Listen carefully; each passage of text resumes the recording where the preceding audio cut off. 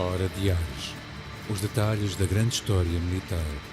Um programa de Sérgio Veludo Coelho, com a participação de Paulo Rezende Ribeiro.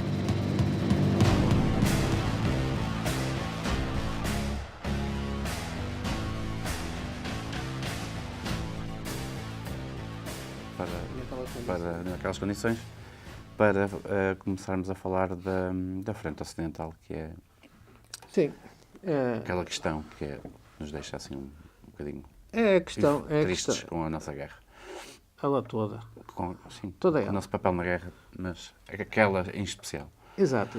Até porque depois, no momento em que nós começamos a chegar a Brest, na primavera de 1917, porque o processo de formação das tropas em tanques vai ser demorado. Nós, em 17, começamos a chegar conforme podemos, não é? A verdade é que tem que se pôr 57 mil homens na frente, no setor. E o setor onde fica? Fica entre Armentières e Saint-Venant, portanto, passando por várias aldeias. É a linha das aldeias, quer dizer, há uma linha geográfica que lhe chama a linha das aldeias, que praticamente dá a delimitação do nosso setor. E que setor é o nosso? Para onde é que nós vamos? Claro que depois daquilo que nós tínhamos falado, que os ingleses acabam por ser levados a aceitar-nos na guerra e a aceitar a incumbência de ter a responsabilidade de gerir o nosso corpo expedicionário, porque isto, como eu dizia anteriormente, foi toda uma negociação muito, muito complicada, inclusivamente não era só de participar na guerra.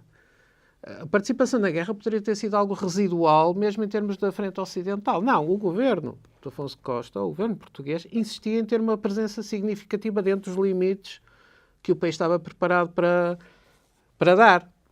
Ora, se já estavam cerca de 50 mil homens nas duas frentes africanas, porque não foi possível retirar os homens de Angola, por causa das sublevações que tínhamos falado também, e estava uma frente bastante ativa, porque ela depois perde mediatismo, mas ela continua, que é de Moçambique.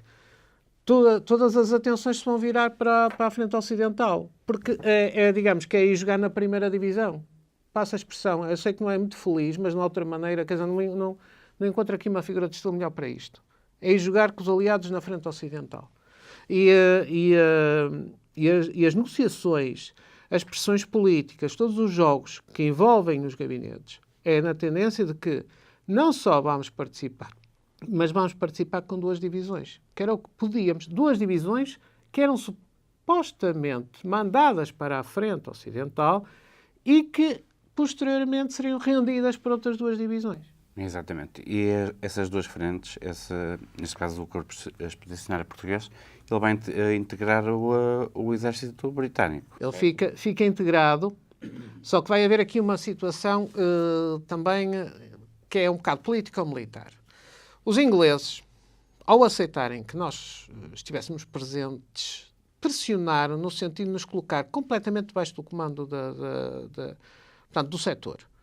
Nós, assim, em termos técnicos, ficamos encaixados entre duas divisões inglesas num corpo de exército britânico, que era comandado pelo general Haig.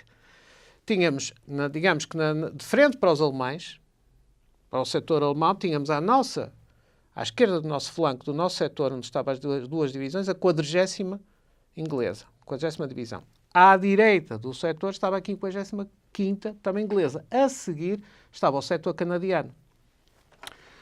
Isto é o espaço que nos é dado, que as fontes têm tendência a delimitá-la de uma frente de 11 a 18 quilómetros.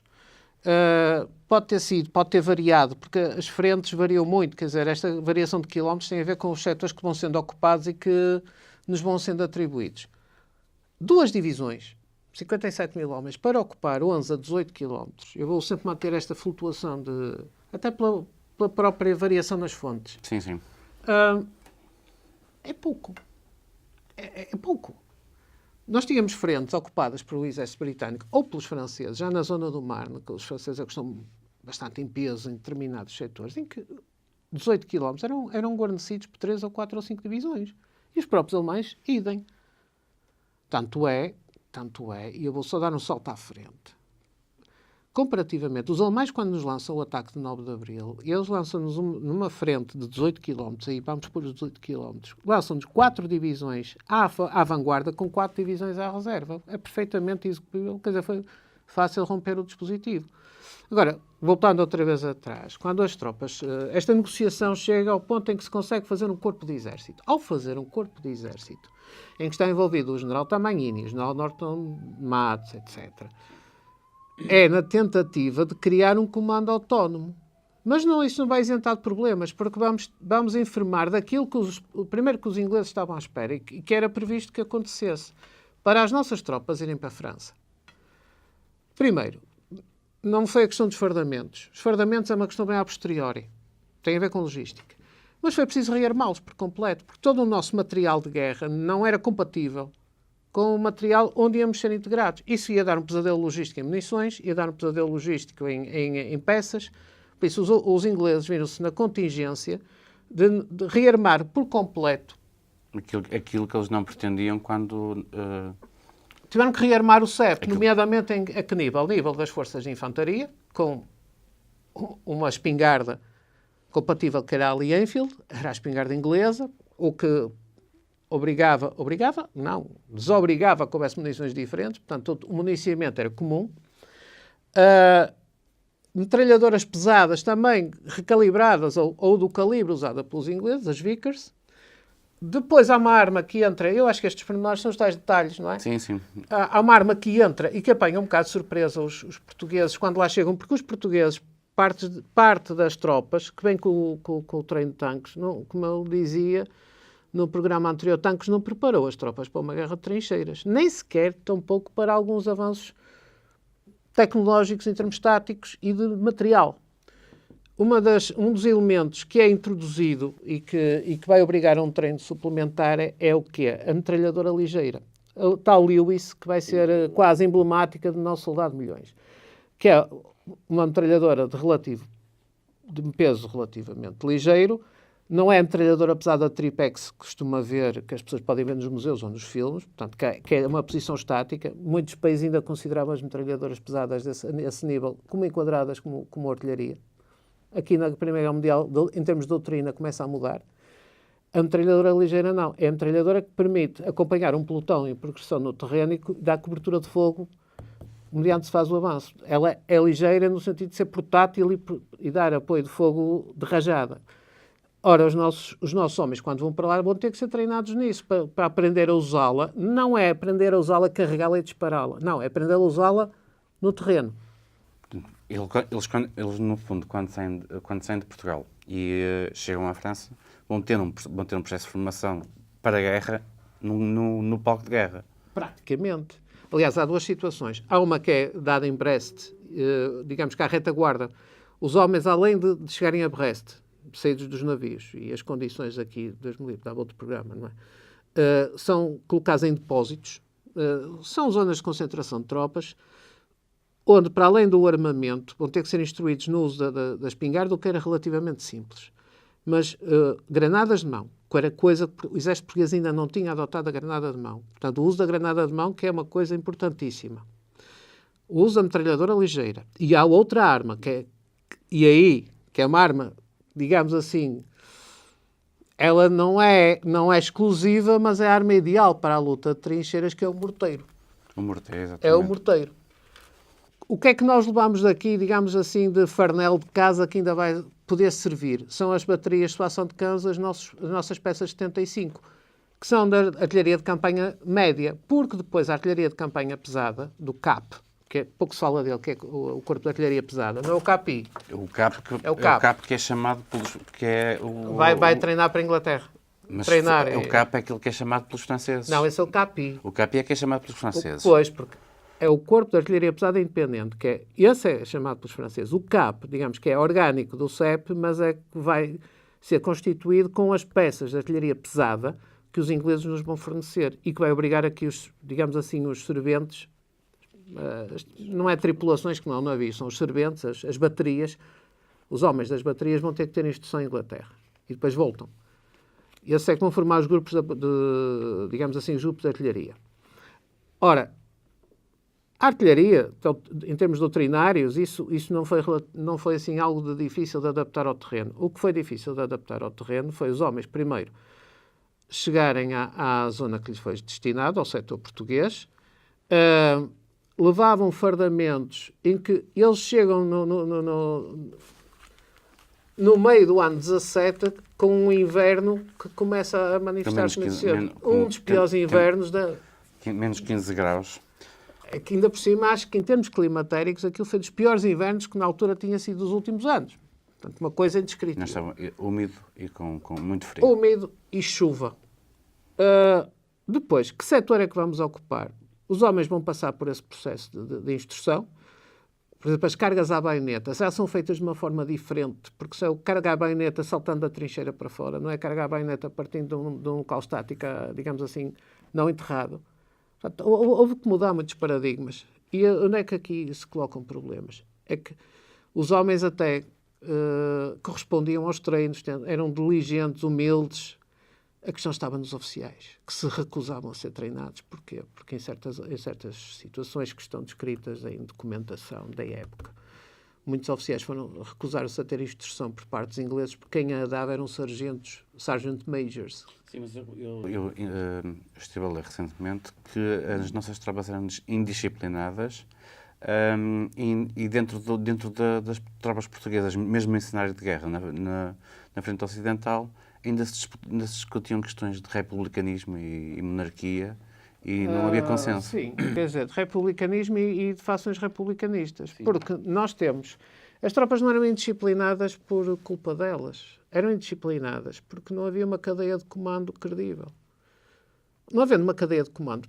Quer dizer, temos aqui vários fatores. Primeiro, o Zé Joaquim, o Manuel das Iscas, desculpem o termo, os homens que vêm de trás dos montes, das beiras, das províncias, eles não sabem muito bem o que é que vão fazer para a França. E depois também temos que contar que o nível de literacia destes homens é baixíssimo. Estamos a falar de analfabetismo funcional, quer dizer, ou analfabetismo literal. E depois temos uma situação que é o soldado, o cabo e o sargento. Os sargentos têm a intervenção bem politizados. Para que a classe sargentos, nesta altura, e era uma luta que vinha desde a monarquia, a classe sargentos queria ser reconhecida como uma classe à parte. E desde há muito tempo estava infiltrado em termos políticos com os mesmos divisionismos que a classe de oficiais, só que ao nível dos sargentos, ao nível da intermédio. E depois a própria classe de oficiais é que, para compor os quadros de oficiais das orgânicas, dos batalhões, das companhias, dos pelotões e, em última rácio, das próprias duas divisões, temos oficiais guerristas e não guerristas. Ou seja, temos oficiais que estão literalmente contra a guerra e que estão na frente.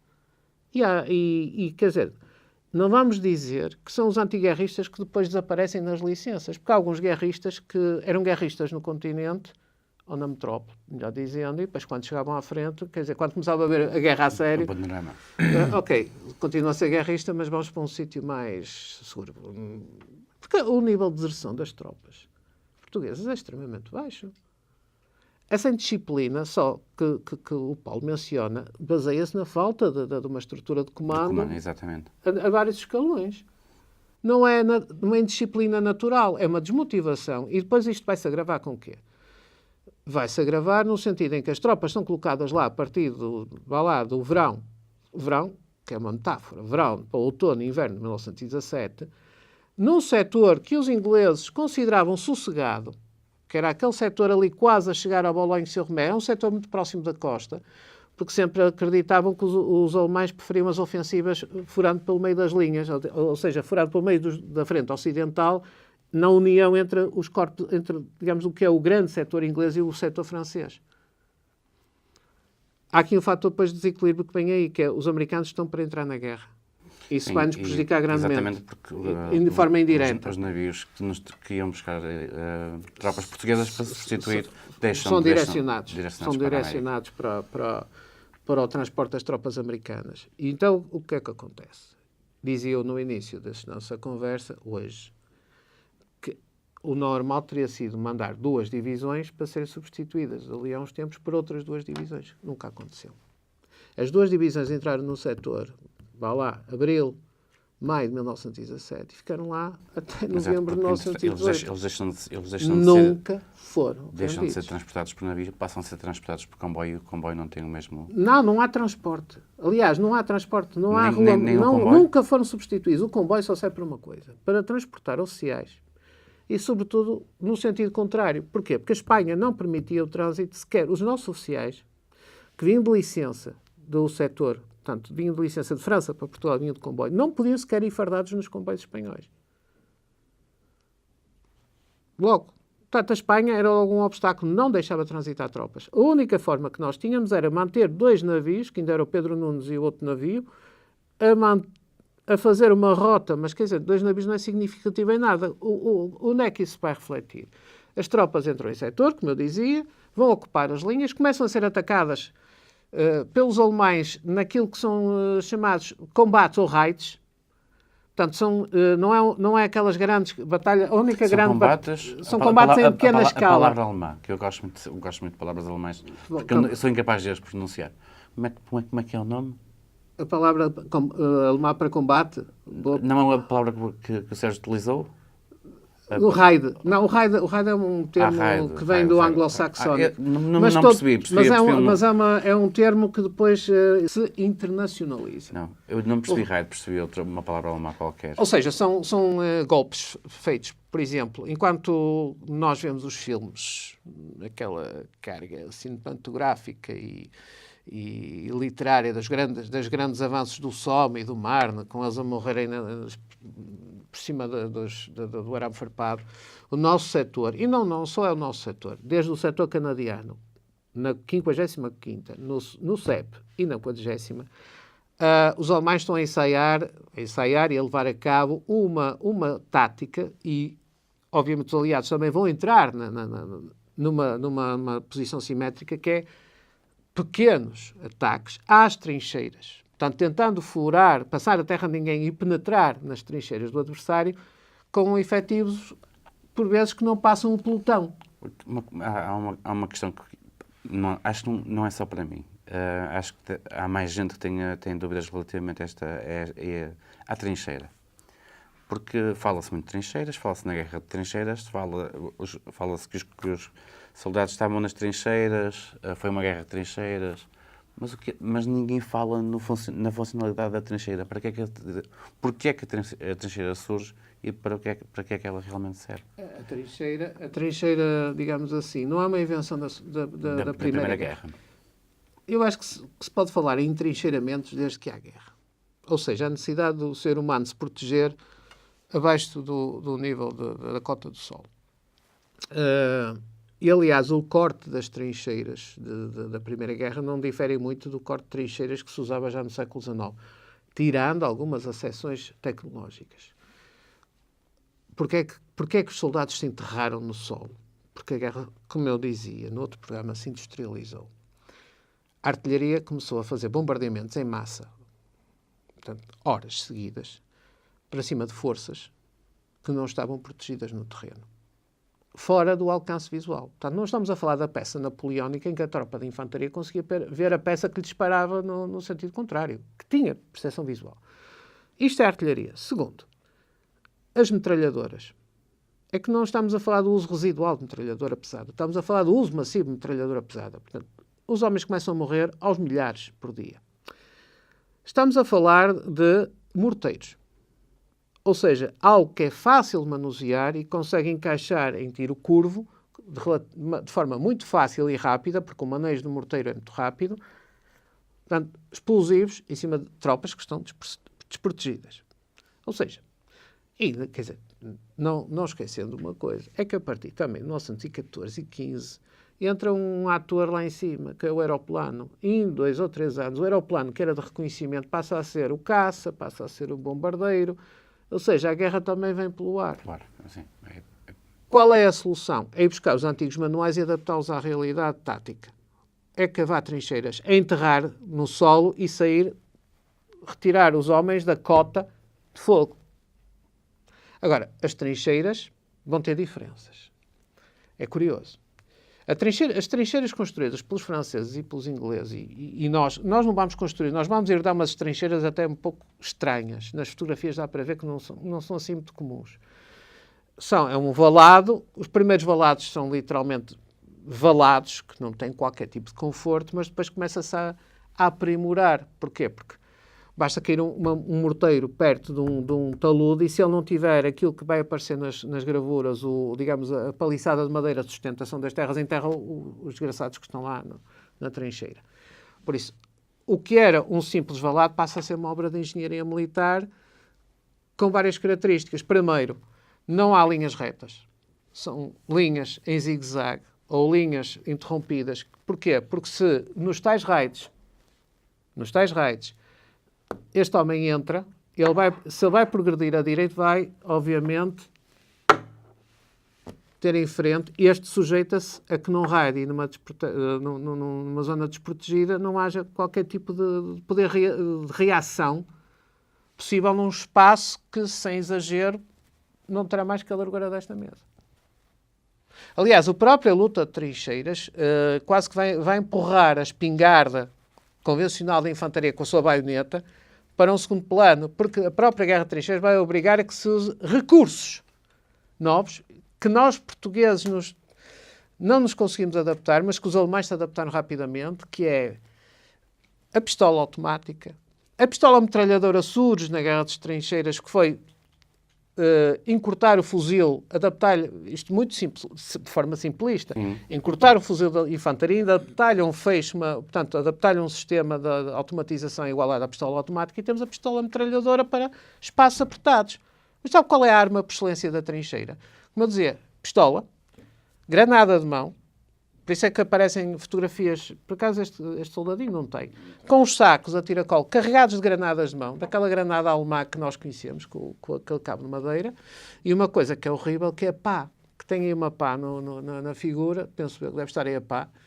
A que é que se fazia a pá? Eu penso que é fácil de imaginar a pá, uma pequena pá de trincheira, quer dizer, pá de trincheira, uma pá da carga de soldado que é afiada.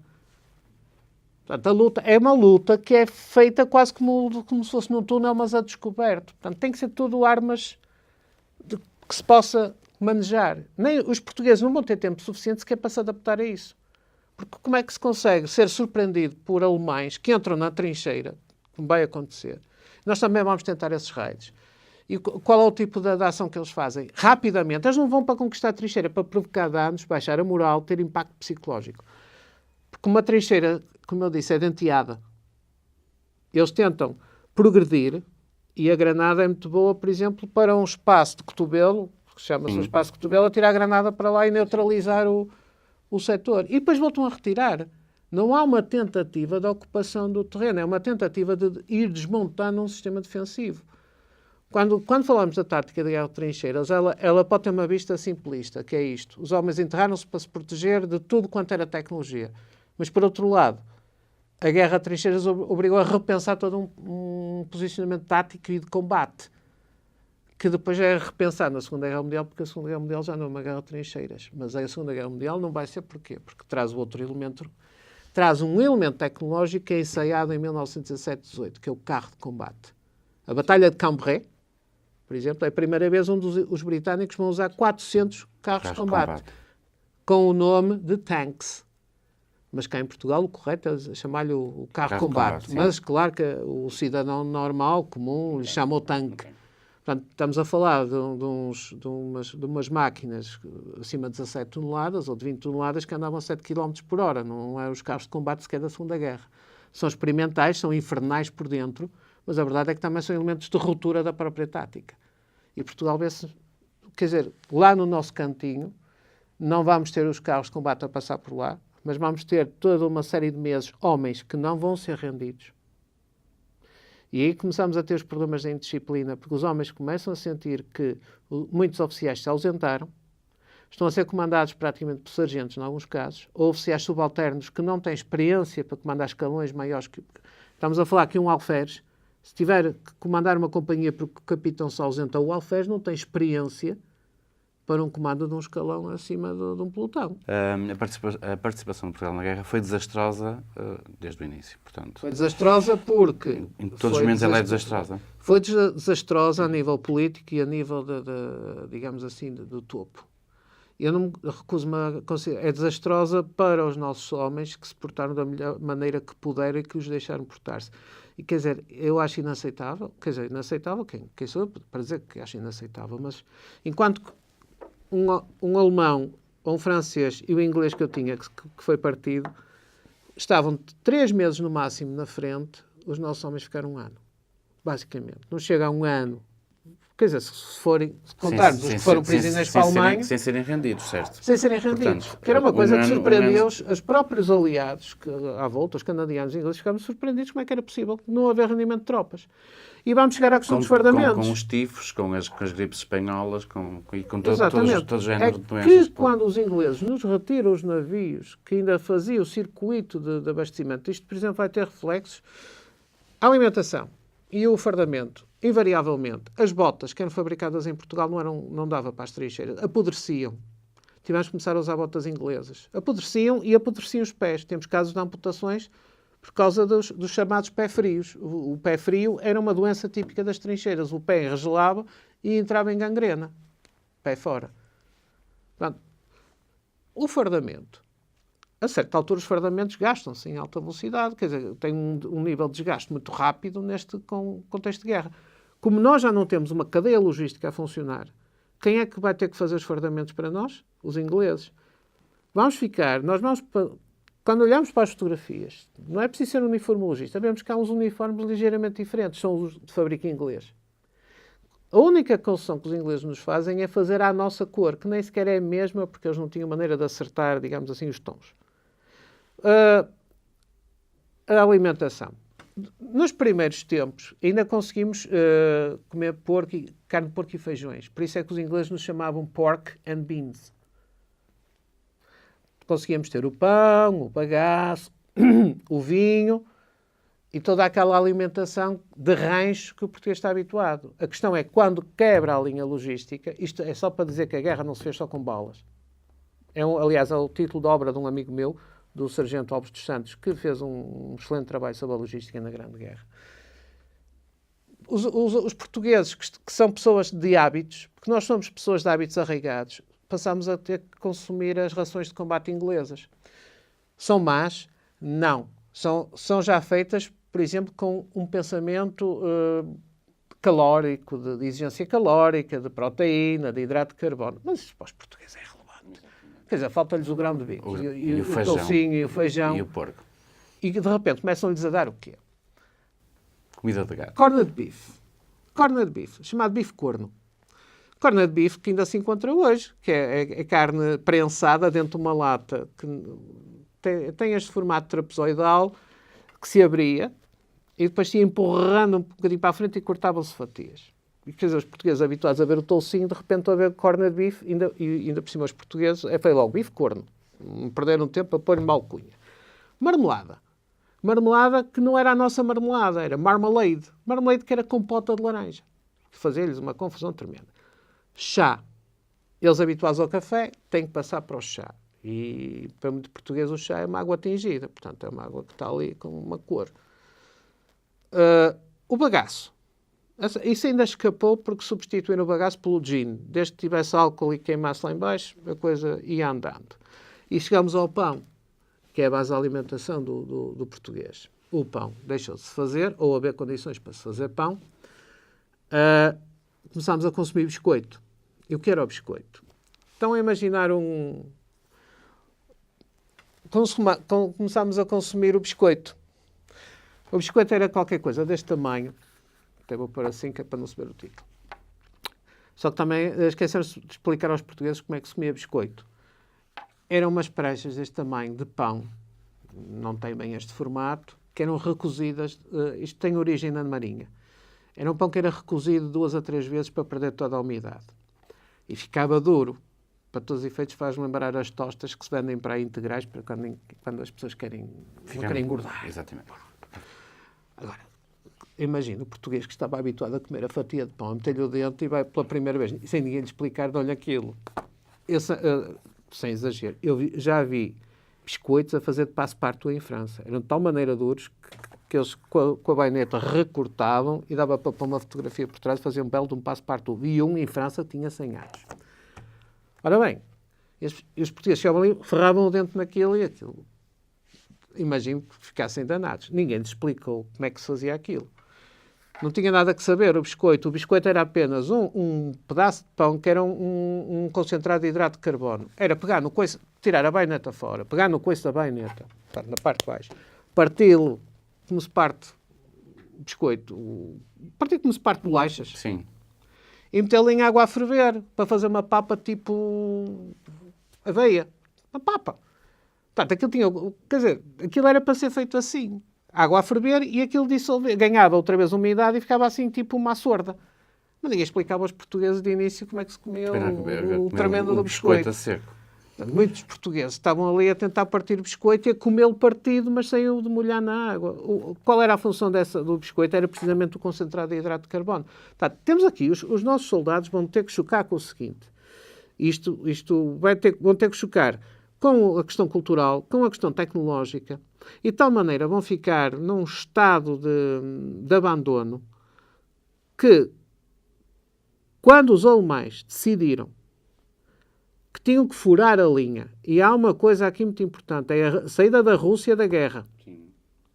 A Rússia, em outubro 17, sai da guerra, vem mais de 100 divisões alemãs para a frente ocidental, o que põe os aliados em pânico, mas ao mesmo tempo são os americanos a entrar. Agora, se estão os americanos a entrar, os alemães o que é que vão querer fazer? Impedir imediatamente os portos, tentarem cravar toda a zona portuária da Antuérpia para baixo. E tentam uma ofensiva. Começam com a Operação Michael e há uma operação lateral, que é a Operação Jorge, que depois vai ser a Georgette. E por onde é que é o ponto fraco? Que eles escolhem para tentar chegar à Antuérpia. O setor português. Portanto, entre 8 e 9 de abril começam a concentrar tropas. E chegamos a Lalis. Que não é apenas uma batalha, porque as pessoas pensam que é apenas uma batalha, não. É uma ofensiva alemã direcionada, que não resulta, não sabe como, mas não vai resultar. Tem mais batalhas, aquela é uma das batalhas. São uma série de combates e batalhas. Exatamente. Aqui quase o termo batalha é muito difícil, porque o próprio paradigma da batalha mudou. Não é uma batalha de um dia, são batalhas de meses. Aqui são combates que se sucedem no dia 9, 10 e 11 de abril, na tentativa dos alemães, naquele ponto específico, furarem em direção à Bélgica para ir barrar os portos. Eles acreditam que têm poder para furar isso. E tentam ir pelo setor português e pelas 2 divisões inglesas que estão ao lado. A Batalha de Lally apanha-nos completamente, não é de surpresa. Tropas que estavam à espera de ser rendidas. Não, as tropas estavam à espera de ser rendidas, iam ser mesmo rendidas. Os ingleses iam-nos retirar do setor, assunto se diz. Sim. Iam-nos retirar dali para colocar lá tropas inglesas, porque o estado de exaustão das tropas. Nós já não tínhamos 57 mil homens ali. Praticamente em estado de combate estavam 20 mil. Entre as tropas que estavam a baixar ao hospital, as que estavam à retaguarda já exaustas e uma parte da oficialidade que estava ausente, o Estado, a 9 de abril, o Estado das divisões portuguesas, da primeira e da segunda, a segunda que está para ser rendida pela primeira, quer dizer, era de exaustão completa. E ainda assim os alemães não facilitaram. Primeiro brindaram-nos com horas seguidas de bombardeamento em massa, com gás, e depois, pelo meio do nevoeiro e do gás, fazem avançar 4 divisões de elite, que são divisões de assalto. Nem sequer é aquela infantaria alemã, digamos assim, convencional. São divisões de assalto que são as Stoßtruppen, que vêm exatamente naquele formato que eu descrevi. Os portugueses não veem uma massa de tropas alemãs vindo na direção deles. Começam-se a perceber de um pelotão, de outro pelotão, que vão infiltrando pelas linhas. Porquê é que vamos ser aprisionados aos milhares? As baixas são cerca de 500 homens, talvez menos. Vamos ser aprisionados aos milhares, porque depois ainda vem a situação. É que as próprias divisões inglesas, nomeadamente a 40ª, cedeu. E os ingleses depois tinham que arranjar um bode expiatório, e o bode expiatório foi o CEF. Exato. Quando a 40ª também recua como nós, recua mais depressa e os alemães conseguem passar pelo intervalo e vão-nos fechar praticamente qualquer caminho de fuga. Os nossos homens ficam completamente encurralados. Por isso é que depois temos 6.700 prisioneiros na fortaleza de Lille para ir para a Alemanha. As baixas mortais, aliás, a concentração das baixas mortais é sobretudo nas zonas onde estavam concentradas as nossas baterias de artilharia. Diz-se que muitos dos artilheiros portugueses morreram junto às peças. Portanto, a concentração de baixas, em alguns casos, terá sido sobretudo nos artilheiros, portanto, na arma de artilharia. Todo o resto foi apanhado. Aliás, as descrições... Portanto, neste caso, quem está mais à frente, a artilharia está na retaguarda. Está na retaguarda. Está à retaguarda, mas os alemães chegam tão depressa às peças. Chegam rapidamente às peças. Já tinham ultrapassado a zona dos regimentos, as duas primeiras linhas. Chegam às linhas das aldeias, ultrapassam a linha das aldeias, entram no grupo dos GBAs, dos grupos de baterias de artilharia. E vão apanhar os nossos artilheiros que estão a tentar encravar as peças. Porque os nossos artilheiros não queriam retirar sem inutilizar as peças. Ora, são apanhados no processo. E ali resistem. Por qualquer razão, não se rendem. São razões que estão ainda para desvendar, não é? Sim. Que estão nos diários, nesses diários que têm que ser lidos. Isto é um descalabro completo. E depois temos as bolsas de resistência que ficam para a história, que é La Couture e Le Lobe. Que isso depois vai dar alguns... Depois vai ser um bocadinho aborrecido ou um bocado triste ver oficiais confrontarem-se, oficiais portugueses, a reclamarem louros, intrigas, porque isto depois vai levar a que os alemães vão ter uma opinião sobre as nossas tropas que vai variar um pouco. Os ingleses vão ter o ideal, que é um grupo de pessoas a quem atribuir as culpas disto tudo, quando a divisão deles também tinha recuado a correr e a correr bem. Sim, Com testemunhos de franceses que eu ouvi, testemunhos em França, tanto de pessoas de família que sabiam que os ingleses também tinham retirado a grande velocidade, nomeadamente essa tal 40ª divisão. Essa a Operação Jorge tem mesmo já assim o canto do cisne. Poderia não ser, aí é que está. Porque aquilo depois vai dar a grande operação, ou aquilo que se conhece o Kaiserslacht, e que poderia não ser. Poderia não ser. Os alemães poderiam ter ganho a guerra. Sim, neste caso, na segunda é um caso diferente, mas na Primeira Guerra a vitória podia pender para qualquer lado, não há assim... Para concretizar, deixe-me dizer uma coisa. Se a Alemanha não tem uma guerra civil a decorrer lá dentro, que já tem... Tem a Áustria, tem o Império Austro-Húngaro que está-se a desmoronar e tem um conflito interno brutal entre comunistas, sociais-democratas, etc. Está-se a gerar ali toda uma guerra civil interna. Eu não sei. O resultado da guerra poderia ter sido outro. Porque os alemães tinham poder para avançar e os americanos ainda não estavam número suficiente. Mas isso já é história alternativa. Uma última questão que eu acho curiosa. Nós temos soldados portugueses na guerra, na Primeira Guerra Mundial, na frente. Temos um país que está a ser governado por um Presidente da República, ou por vários, mas temos um rei que está no exílio em Inglaterra e que participa ativamente na... Que é patriota. Muito patriota. Apesar de tudo, defende o esforço de guerra português e apela a que todos... Temos um rei exilado que participa ativamente na... Sim, ele pertence à Cruz Vermelha Inglesa. Aliás, há uma fotografia dele junto à família real inglesa. E ele é reconhecido pelos ingleses. É reconhecido. O esforço que ele teve durante... Sim. Isso acaba por ser, de certa forma, uma... Não tem influência na política interna portuguesa, mas é uma chapada de luva branca. Sem dúvida. E assim. É verdade. Chegamos ao fim da Primeira Guerra. Foi um período muito difícil. E vão-se abrir outros.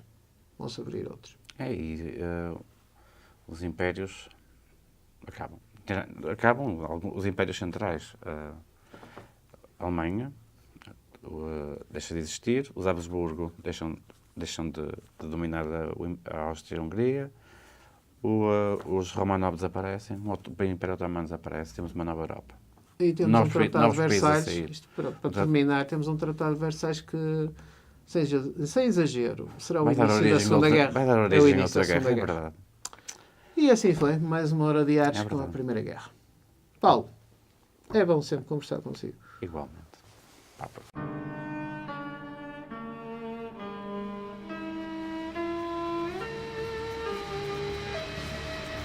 Hora de Ares.